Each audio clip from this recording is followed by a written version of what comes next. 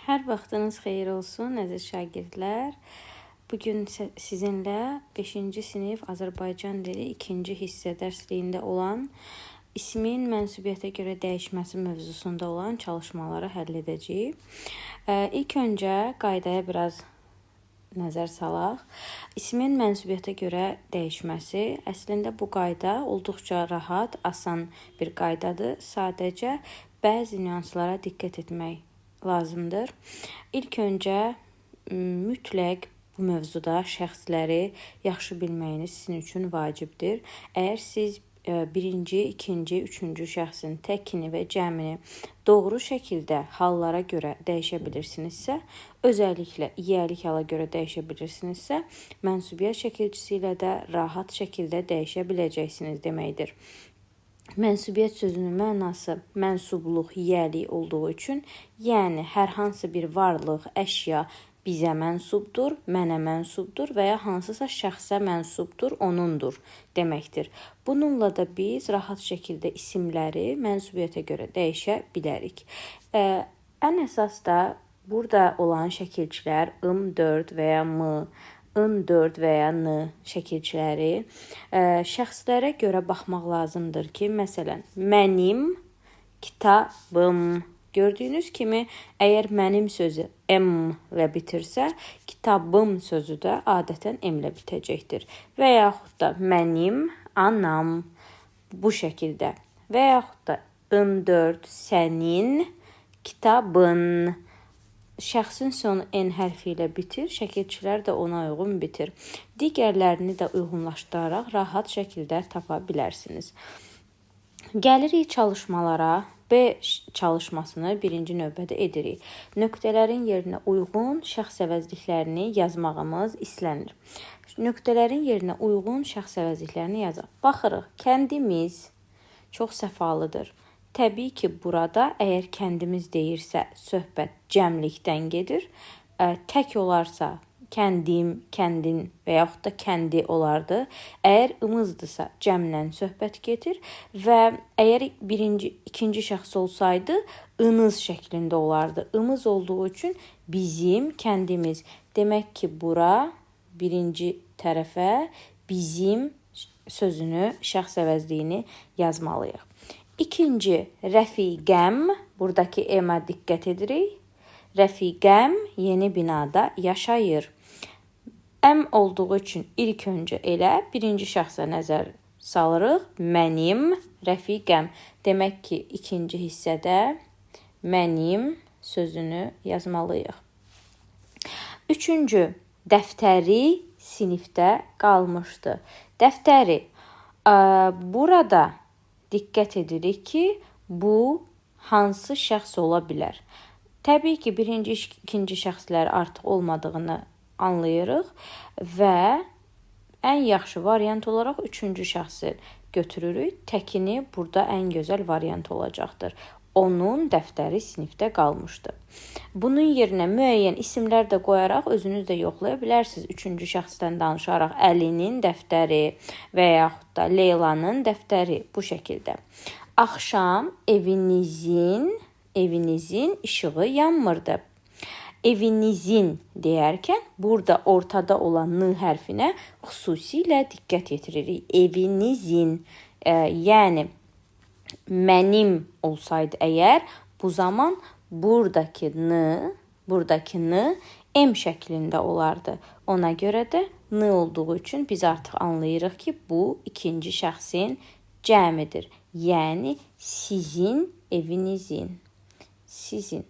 Mən yer biraz daha dar olduğu üçün tam yazmıram. Sizin üçün hətta bunları da silim, çox qarışıqlıq olmasın. Amma mütləq şəkildə cavabları belə vurğulayıram.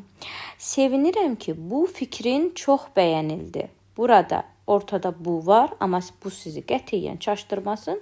Fikrin, burada yenə də sondakı n hərfinə olduqca diqqət edirik. Fikrin. Qeyd etdiyim qaydanı yadınıza salın. Əgər n-lə bitirsə, o zaman biz ikinci şəxsə diqqət edirik. Sənin fikrin. Gördüyünüz kimi burada da ikisinin də arxasında n hərfi mövcuddur. Sinifləri yarışın qalibi oldu. Burada üçüncü şəxsdən söhbət gedə bilər. Çünki sonunda i hərfi var. Sinifləri, onların sinifləri, onun sinifləri. Hər ikisini də biz bura qoya bilərik. Amma cəmdə olduğu üçün gəlin biz də üçüncü şəxsin cəmindən istifadə edərək onun sinifləri halında edək. Gəlirik C variantına. Tapşırıq C. Burada artıq bizdən şəxsləri yox, məhz şəxsləri yazdığı kimi buradakı qaydalara uyğun olaraq biz bura qoymalıyıq. Yəni artıq biz bura şəxslərin şəkilçilərini qoyacağıq. Məktəb yeni təmirdən çıxıb. Baxın, əgər bizdən cəm hər hansı bir şəxs istəməsəydi, bu məktəb sözünü biz rahatlıqla elə bu şəkildə də istifadə edə bilərdik. Amma bizdən birinci şəxsin cəmini istədiyi üçün biz burada birinci şəxsin cəmini istifadə edirik. Birinci şəxsin cəmini burada görürsünüz. Imız və mız. Imız, imiz, umuz, ümüz, mız, miz, muz, müz. Məktəb, imiz yeni təmirdən çıxır. Yəni burada bizə imiz şəkilçisi lazım olacaq. Mən ona görə də onu məhz burada yazıram. Ki, rahat olsun baxmaq. Orada yer olduqca balacadır. Məktəbimiz yeni təmirdən çıxıb. Otağın pəncərə dənizə baxır. Burada bizə mütləq şəkilçi lazımdır. Biz bu sözü belə saxlaya bilmərik. Üçüncü şəxsin təkini, yəni buradakı təkini istəyir. Düzdür, təki və cəminin şəkilçisi eyni olsa da biz təkinə öz diqqətimizi təkinə yönəldiririk. Otağın pəncərə i, u, ü, yoxsa s, si, su, sü. Saitlə bitdiyi üçün pəncərə sözü bizə ən uyğun variant samitlə gələn şəkilçi olacaqdır. Çünki pəncərəyi deyə bir söz olmaz. Pəncərəsi. İkinci söz isə si olacaq. Ən böyük arzu müəllim olmaqdır. Burada biz bir neçə şəxsin şəkilçisini qoya bilərik, lakin bizdən istəyir birinci şəxsin təki, yəni burada gördüyümüz kimi. Gəlin bunları rahatca silin, bəzən sizə qeydlərimi rahat şəkildə göstərim. Birinci şəxsin təki im, im, üm və yaxud da yalnız mi, m şəklində olacaq. Ən böyük arzu müəllim olmaqdır. Saitlə bitdiyi üçün bizə əlavə sait lazım deyil. Ona görə tək m-dan istifadə edirik. Arzum, ən böyük arzum müəllim olmaqdır. Yeni ev çox rahatdır. İkinci şəxsin cəmini bizdən istəyir. Yəni, ınız, iniz, unuz, ünüz, nız, niz, nuz, nüz. Eviniz. Çünki ev sözü samitlə bitib, demək ki, bizə saitlə başlanan şəkilçi lazımdır.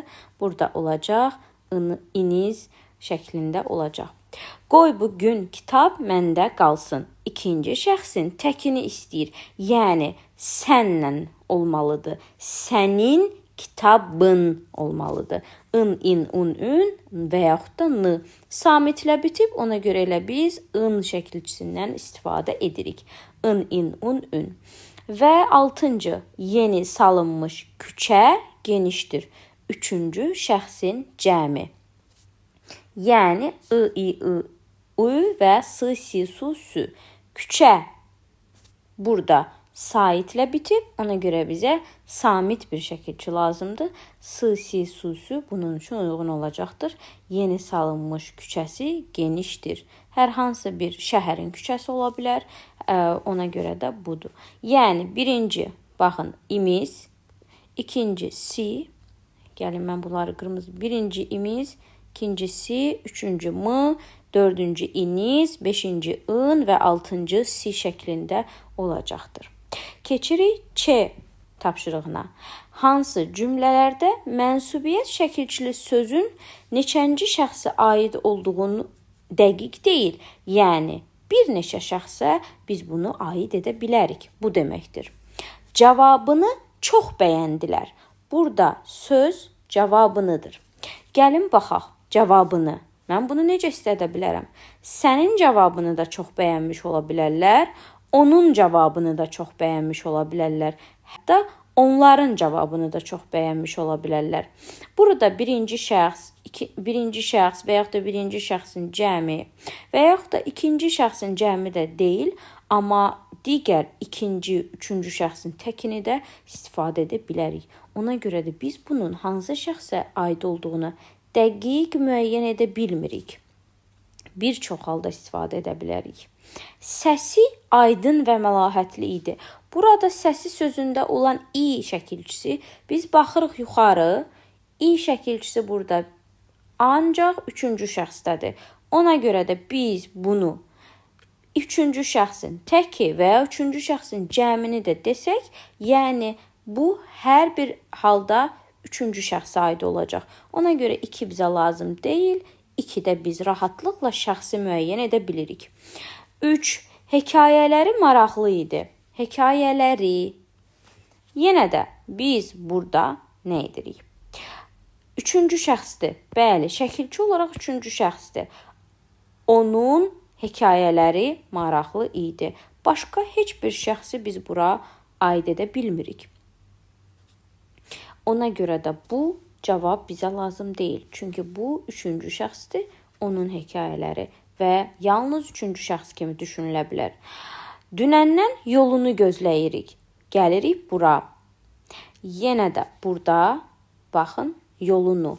Biz onun yolunu da deyə bilərik, sənin yolunu da deyə bilərik.